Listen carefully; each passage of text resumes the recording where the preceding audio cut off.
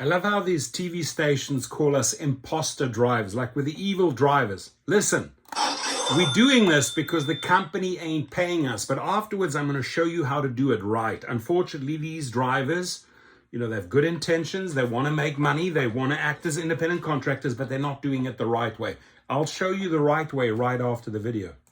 Enforcement officials say imposter rideshare drivers are becoming an increasing problem. There are drivers who do not work on licensed platforms like Uber, Lyft, or for metered taxis. And the issue is only expected to get worse with the Phillies in the playoffs.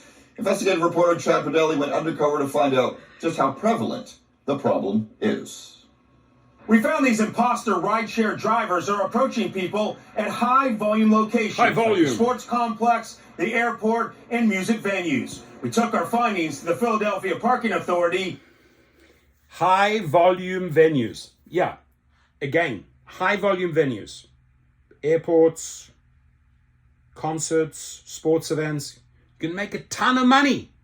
Show you how to do it the right way. These people, just hang in here, hang in. Then join them on an undercover operation.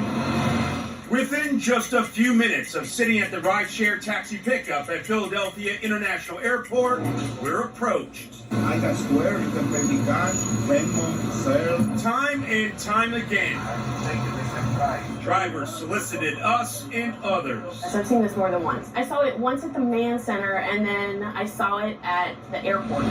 Abby Holmes is among those who've been approached for illegal rides. It's terrifying because there's no way to know who that is. It's not being tracked at all. And if something were to happen, there's nothing you can do to report it. This is just...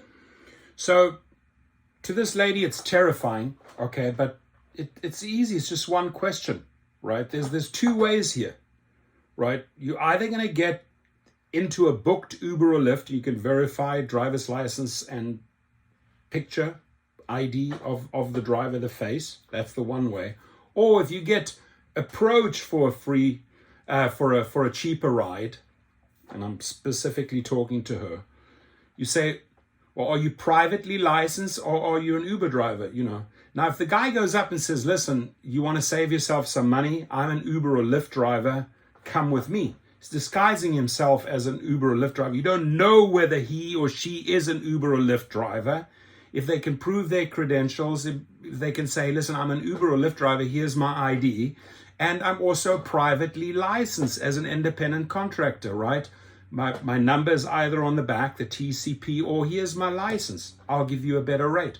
That's how you need to go out there and identify yourself, drivers, right? Because otherwise, ladies like this are going to remain skeptical and they're going to turn to the news. You're getting in a random person's face. Random. Pick up 2 undercover PPA inspectors. We joined the PPA for an undercover operation at the sports complex in South Philadelphia last week. In just a couple of hours, inspectors busted more than a half dozen drivers. While our team was with them, we were approached as well. Do I need a what? An Uber ride? How much? How often do you give people rides without using the Uber? Why are you going there and say, do you need an Uber ride? Guys who are doing this, right? There's some people out there teaching you the wrong way. Just listen. You don't go out there and say, hey, do you need an Uber? Do you need a ride? I am a private driver. I am licensed. Here are my credentials, right? Simple. The giveaway is like, oh, do you need a ride? I'm an Uber or Lyft. Do you need an Uber or Lyft driver? I drive for them, but I can give you a better fare. You've just screwed yourself right there and then. Platform.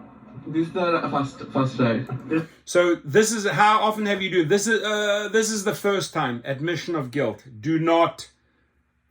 Hey, I'm licensed as a private driver. Don't go out there. Oh no, I'm illegally doing this the first time. That's when you catch people in their lies. Your first time? Yeah. In reality, I do application only. But you didn't do it this time, huh? It's the first time. It's the first time, dude. It's going to be your last time because you're going to get a fine, right? So their approach, this driver there, was the wrong one. Do you need a ride? I'm a private registered driver. I'm licensed with the state. Here are my credentials. I'm sure you use Uber or Lyft. I can give you a better rate. So I'm saying I am an Uber or Lyft driver or do you use Uber and Lyft, right? So it's the approach. It's their approach, and they're doing it. I'm trying to teach you the right way. And by the way, the right way is in my course below, in the private chauffeur course. I teach you exactly how to get these trips where you make 100%, but you're doing it the right way. Because there's nothing wrong doing it the right way if you are licensed at these massive venues, at SoFi, at Crypto, at the Forum. If you are a licensed driver, the giveaway. Oh, it's my first time. Boom. First time? It's the first time. Everyone keeps telling us it's the first time. I swear to God. The drivers cited by the parking authority had their vehicles towed. Towed, right? So you're going to pay the impounding fees, you're going to pay the towing fees. If you get your car out the next day, you're talking a minimum of $500 plus the fine. And that fine can range from $1,000 to $10,000. And must pay $1,000 to retrieve them. The PTA says it does these operations several times a month. Bottom line is, do you want your daughter in a vehicle with someone that she doesn't know and that hasn't been vetted, maybe isn't properly insured? When you see your registration and insurance. Hasn't been vetted and is properly insured. There we go. So he just said it to you. So the way around it is you get properly insured. You get the right insurance, the commercial insurance, you get the state license, and then there's nothing. So I don't have to give you any explanation. I have my commercial insurance, and I'm a commercially registered driver. Have a good night. And you can say the same thing to the cops. They can't arrest you, right? But it's the people that try to fudge and go around the outside and try and do these little side deals. Hey, you need an Uber or Lyft driver. Now I'm an Uber Lyft driver. I'll give you a better rate. But I don't have the licensing and I don't have the insurance. That's when you fucked. You done. You fried. Learn from this video. In the car, somebody tells you $50, you swipe the card, and then you get home the next day and the charge is over $200, and there's no way to track that down. Rich Laser run. Okay, good point there, you know. I mean, generally speaking, I'm going to give the rider a good tip here, right? You can save yourself a lot of money doing a private trip with a private driver. If you're a couple of people, you know, you got 6 people, you share it 3 ways. And it's not like you hand over your credit card, right? He's sort of like saying, oh, each time a driver charges you $50 on a credit card, the next morning the fees are higher. Those are isolated incidences. So let's not exaggerate here, mister. Right? Let's not exaggerate. But what you can do is you could pay with, you know, you could do I can do a money request with Zelle and Venmo, and they pay, and they only have to pay that amount. You can't send another one because they're not going to accept it. So Venmo and Zelle work perfectly fine. You don't hand over your credit card at these larger venues, right? Especially when the driver, I need to process your card, and they walk away and they take a picture. Get dangerous, right? So Venmo and Zelle legit. Cash. You're going to an event, to a concert. I suggest you take a couple of $100 with you. I always do, because you may just need to pay a driver, and cash is king. So if he says $50, it's $50 for that short trip to the hotel, right? You're not handing over $100. The PPA, he calls the issue an uphill battle. You can't work off the app. So He says some of these drivers work legitimately. You cannot work off the app, right? So look, they clamping down. They probably also work with Uber and Lyft that try to shut down their airport problems or their concert problems. So they probably work together to some extent, right? But you're not going there and promoting yourself like this guy. Hey, I'm an Uber or Lyft driver. Do you need an Uber or Lyft? I'll give you a better rate. Done. You fried there and then. And you're on camera. Guaranteed they have this on camera. He's interviewing. Someone is filming this. So whatever you're saying there, you're incriminating yourself. So you know what? I am a registered driver. I have my state license. I have my insurance. Thank you very much. Have a good night. On platforms like Uber and Lyft, and do some rides off platform to make more money. But he warns many do not and just work illegally. It's scary because, I mean, you're not agreeing to any Uber terms or Lyft terms. It's whatever the terms they decide while you're in the car with them. Ironically, we watched as the drivers in the undercover operation, You don't need anything? walked away needing a ride. Right, so Yeah, I mean, busted, right? Busted. Very, very simple. Now, the solution. What is the solution?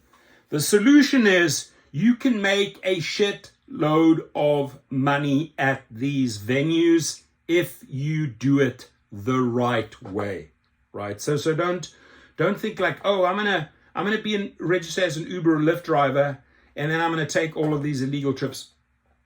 Within a matter of months, maybe a year, maybe 2 years, you're done. You're going to face that $1,000 or $10,000 fine. Guaranteed. Guaranteed. So do it right from the very beginning. At Gig Rocket, the link is below. Follow my private chauffeur course. Learn all the ins and outs, how to get those clients at concerts, at bigger venues, at sports games, whether it's an NBA game, whether it's an NFL game, whether it's a convention, those big venues with mega crowds, right? Great ways to make money if you follow the right formula. So go and spend the $69, learn all the ins and outs, make $500 to $2,500 a day like I do, right? And then this is a job that you can keep up to the age of 75. This is a great job after when you retire. But why jeopardize? Why jeopardize all of those good years ahead where you could be making money when you just screw yourself by just giving out false information? I'm an Uber or Lyft driver. Are you looking for an Uber or Lyft ride? I can do it at a better rate. And I totally understand where you, the driver, is coming from, because Uber and Lyft are simply not paying you.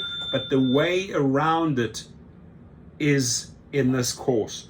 Go and take the Uber and Lyft riders one by one. You're an independent contractor away from the company, and start forming your private clients. And if you go to a venue like this, it's my first time. Shut up. Don't talk to them, right? And even better, here is my state license. Here's my commercial insurance. Thank you very much. You're wasting my time. So your comments, please. And by the way, the link is below. Private chauffeur course, plus I give you the additional fleet course. So once you're a private driver, a one-man show as your own company, let's say an LLC, limited liability corporation, with the right state license, with the right commercial insurance. Now, do I want to extend that business? Do I want a second, third, and fourth, and fifth driver and buy multiple cars and create multiple revenue streams, right? Multiple sources of income by acting sort of like as an Avis, as your own enterprise, leasing out these vehicles to Uber and Lyft drivers. Explained all in here. 300 minutes, best money you will spend. Have a good day.